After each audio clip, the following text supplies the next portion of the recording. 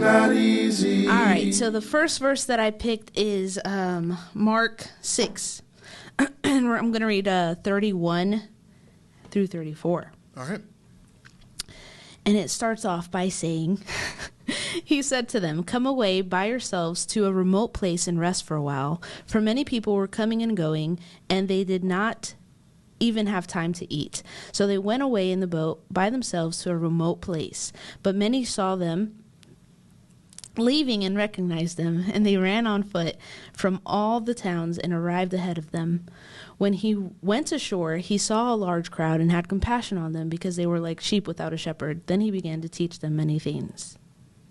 So the reason why I liked this and it excited me was because, so I pulled it from the little women's book that we're doing. That you're doing. I don't do women's books, but no, that we as the church, okay, the women's group, yeah, are doing, because he says, "Come away by yourselves to a remote place." It's talking about having that alone time with Christ, right? Mm-hmm. So I've been trying to make my Saturdays not necessarily a Sabbath, but in the morning I don't want to touch my phone. I just want to spend time with Jesus, because every single day I wake up and I have to get going because I have to wake up at 5 so I can leave by, you know what I mean? Yeah. So, so this was really good because sometimes you're in a hurry and you can't find time to be alone. And in this example, this is the feeding of the 5,000. So they went away. They were supposed to go out to a remote place, and they went on boats and to get to the remote place. Yeah. But then they get there, and there's a million people. Not a million, but like 22,000-ish, right? Well, yeah. I mean, who knows? More than 5,000, for sure. Yes, more than 5,000. So they had to get to work again. Yep. So the points that they were trying to prove... That's a weird way of putting it. But what they were saying is, like, you need to spend time with Jesus even when you don't feel like you have a lot of time. So even separating, like, if I try to, what I do at work is, like, I have a little prayer journal. And whenever I get a chance, I'll try to write down a prayer. Sometimes I forget. Sometimes I go the whole day without praying. Or, like, obviously I'm praying in my head, but I don't necessarily pray. You don't set aside a time to do that specifically. Exactly. Mm-hmm. Yeah. So for you, like, what does that look like now? Like, what times in your life have you really struggled to have those alone times? I know this is a very common thing, right? Like, it's a very normal thing, especially in America, like, for you to, like, you fill up every single night of the week. Like, you're always doing something, especially in certain cities. Like, if you live in like, New York, for example, like, people are always going, like, all the time. Whereas, like, if you live in, like, L.A. or somewhere that's kind of, like, more chill, like, you don't really have to do that. But generally in America, it's, like, everybody's kind of going all the time, especially if you have families, especially if you have school things that your kids are doing, like different things like that, right? So how do we combat that and make room for God in the best possible way, right, while still accomplishing the things that he wants us to do? I think that's my question, because, like, we see so often that Christians are often, like, one of two extremes. Like, I remember when my best friend in high school became a Christian, right? He was, like, gung-ho for everything. Like, just, like... That's how I was. Every 5 seconds, he was like, let's do a Bible study. Let's do a Bible study. Let's do a Bible study. Why are we sitting and eating pizza? We should go be evangelizing, you know? Like, that was the mentality that he kind of had. And so for me, it was like, that can be dangerous too, you know? And I know here you're talking more about the quiet time piece of that, but just to start the conversation, like... what does that look like for you in your quiet time, and how do you manage that, and where do you find yourself if you don't get that, you know? I feel like that's like a loaded question. and I feel like there's so many parts to it. So the first part where you said, where have you, because you asked like a million questions just now. Where have you felt like you didn't have that quiet time or whatever? I feel like all of 2021 was really, really hard for me. But then 2020 was obviously 2020. We had a lot more time. Yeah. So I feel like that was one of my strongest times, is because I had this kind of a routine. I would wake up, read my Bible, spend as much time as I wanted. Because you were working from home. Exactly. We were working on our business and stuff. So I just had way, way more time to do everything that I needed to do. Right. going into work, going back to work, going back to a corporate-esque environment, you like have to be more disciplined. You know what I mean? Like you have to set up a time. And for me, I'm not, contrary to popular belief, I'm not a morning bird. I'm not. Well, you're really, really organized, but you're not necessarily disciplined in that way. Yeah. Yeah, well, I'm not an early bird. What I was saying is like I lean more towards a night owl. That's why Fridays I tend to stay up really, really late because it's the only time that I get really, really late is like 10. Because I get tired now because I wake up at 5. Anyway, so finding a place within the routine to fit God in, that feels wrong. Right. But yeah. No, this is something that I struggle with. We've talked about this on the podcast many times now, right? One of the biggest things that I struggle with is just consistency. So in terms of like having that specific quiet time all the time when I can go to, because my brain, it's really hard for me to work in that way, you know, because when I feel like I'm being pulled towards something, like oftentimes I need to do that thing, right? And so whether that's like meal prepping or writing out this video or doing research for a video, right? Or recording a video, editing this video, you know, doing stuff for a church, whatever it is, right? Reading my Bible, whatever it is, like I'm pulled toward those specific things at specific times. And so my brain is like very attached to the idea of like doing this thing and I have to get that done, right? And I make a plan towards that one thing, right?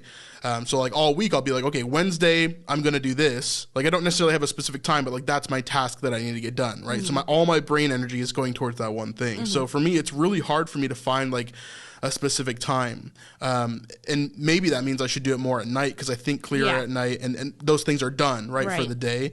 But then it's hard because it's like, I want to spend time with you. Do I wait till after you go to bed? Like, what does that look like? Right. Yeah. And so for me, it's always been hard to find that specific time, you know, and I do feel like I falter because of that. You know, I do feel like I don't spend as much time in my word as I need to because of that. Right. Because I don't have that specific time. Yeah. All of 2021, I felt so disconnected from God because it was like, I wasn't in my word. Like I was used to being in my word and I was doing this plan where you would read 10 chapters from 10 different books a day. What is that called, by the way? A Professor Horner Professor reading. Horner's? Yeah. Nice. If you remember, we can put that in the description below if people want to check that out too. Okay. I know you like that plan a lot, I love right? that plan. It's hard, I get so connected and I think the reason why I got a little burnt out was because I was highlighting and doing stuff like that. But the point of that reading plan is just to read it. Don't try to take notes. Don't try to study. It's more of a getting the word under your belt, and then things start to connect, and then you start like it's awesome. Anyway, nowadays I'm doing something that our old church is doing. It Seeing Jesus Together journal, where it makes you more it's more of a meditative type of plan. More of a deep dive. Yeah, not a deep dive, but like more meditating on the word. So you're reading. What do you mean by that? Yeah, it's reading one Old Testament verse or chapter and one New Testament chapter, and then it goes down every single day until you read those books. Anyway, so you're supposed to spend time with Jesus. So like the first thing you're supposed to do is seek him, and then like there's like an acronym or something. Yeah. Like SOAP or something like that. Yeah. It's similar is what I'm saying. Yeah. Sure. Discern is the first step. Sorry. It was going to bother me. Anyway, so really spending time on that word, and then you like focus in on one verse or a few verses, and then meditating on that, like chewing it. What's the Greek word? Haga. Haga, yeah. This is something that we talked about in our church a few weeks ago. Haga is this word for meditation, and so Haga is the word for meditation, but it's also the word for growl. And so when you see a lion that's growling or gnawing on food, and it's like you hear that purring sound, like if a cat is like really loving a toy, right? Or like you're petting a cat and it's like indulging in that moment, right? It's like that purring, that growl, right? That the lion is just loving that moment. And so our pastor really related that to Haga being this like moment of indulging in the word, meditating on the word, but in a way that you're ingesting it, you know, and it's you're eating it, you know, in a way, which is really interesting. But yeah, I love that word for sure. Yeah. And if you want to haga with us on this channel more often, then we'd love for you to like, subscribe, share, follow, whatever you need to do on the platform that you're listening on. And if you're on podcast platforms, rate us 5 stars. I forgot the point of what I was saying, but it's that's just the point of this one, is to meditate. It's more meditative, yes. Yeah. Meditative? Yeah. Sure. So where do you feel like your life goes when you don't get those moments of meditation, when you don't get those moments of quiet time? Yeah, it's like, just... You're saying 2021 was really hard for you, but why is that? Because we moved, because we have a line of changes, you're getting a new career, a bunch of that different stuff, right? Well, no, that was 2022, I guess, right? 2021. What year is it again? 2022. You're talking about 2022. Between 2021 and 2022. That whole time, not the whole time, but in specific areas. Yeah, I just felt more detached from God. Like I felt like I couldn't hear from him. I feel like I didn't have not that I didn't have a relationship with him, but that it was really, really hard. Like if I don't talk to you, right, like for like a week, right? Like, how am I supposed to know where you're at? What's going on? What's happening? So that's how it felt, right? Like I wasn't talking to my Abba, like to my God. Yeah. So since I've been doing not just the women's study, and then adding on top of that the seeing Jesus together, and that's another problem that I have is I add sometimes too much. Yeah. And then going through Matthew, and I was doing a journal for that, like where I'm rewriting the Bible, not rewriting it, but like writing it down word for word from a Bible. Yeah. And you're almost scribing it because that helps you to remember. Yeah. So I've been doing that with Matthew because that's what we're doing at our church.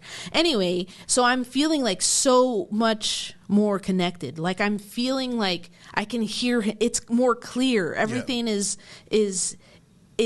more clear. Like, and I feel like the gifts that God has given me are even like getting stronger. You know what I mean? Where I let them go by the wayside, and sure they were there, but like. Not that you have to practice the gifts. Anyway, it doesn't matter. But you feel closer in general. You feel like you're more connected to God. You feel like you're hearing his voice more clearly in order to obey him more clearly. Exactly. Right? I think that's definitely key. And for us to find these moments is extremely important. This is why you're so passionate about Sabbath, but really what you're passionate about is spending time with God. Exactly. It's not necessarily the Sabbath, right? So like what we talked about before, how we're not under the law anymore. We're not under that Sabbath anymore. I mean, the Bible's really clear about that. Yes, but he says no, but I'm saying obviously this is still a command for us to be with him and to meditate with him, right? To meditate on him. And so for us, and again, meditation is not emptying our minds like the Eastern philosophy, but it's filling our minds with his the word, right? Haggah. It's like you chew on that and you meditate on it. And so no, I love that for sure, and I think it's something that we need to do more of. You have something else you want to say, Rebecca? I just want to wrap it up because I feel like we got off the verse, but like God commanded them to go into a remote, like Jesus always went out to be by himself, to pray, to commune with his triunity, right? Like with his peeps. Yeah. I don't know if I'm going to get struck. I think you'll be fine. Anyway, so he commands us to spend that alone time with him, and that it's beautiful that here that they were doing so much, and yet he wanted them to take a time off. But even still, he still put aside time to be with those people that were following him. You know. I don't know. Yeah. Jesus is awesome. No, I totally get it. I'd say as a last thing, let's just issue a challenge. Okay. You want to do that? So I know you're already in a bunch of different stuff, so I'm not going to add more. But for everybody else, including myself, right, let's just do a challenge for the next week as you see these videos, right? We release these videos every single day, right, if you're watching them on YouTube. And so as we release these... Except for Sunday, yeah. And so as we release these videos, like... how about you do 30 minutes of quiet time every single time you see one of our videos, or whenever you want throughout the day, right? Yeah. So for me, it's probably going to be more of a nighttime. For Vanessa, it's going to be morning or whenever she gets to lunchtime, whatever it is. Yeah. But for you, it's whatever you want to do. So let's just issue that challenge and check back with people. If you want to leave some comments below about how that impacted you, that would be great. And I'd love to hear kind of your thoughts about your daily Bible reading and what you do. Do you have a daily quiet time? Do you struggle with that? I think most people do, right? And so let's talk about that. Let's get more consistent. This is, again, one of the things that I struggle with most because of the way my brain works. So we'll see how it works out for me. But we'll do our best for sure and just kind of go through. No exact reading plan. No. Just want to hear your thoughts and for you to meditate, to gnaw on God's word at least a portion of your day. Does that make sense? Yeah. Cool. Awesome. If you want to check out this full episode, you can do that on patreon.com/thesnipelife. This is the best way to help us to support what we're doing here on the Better Not Easy channel. Thank you very much. Just remember that following Jesus is better not easy.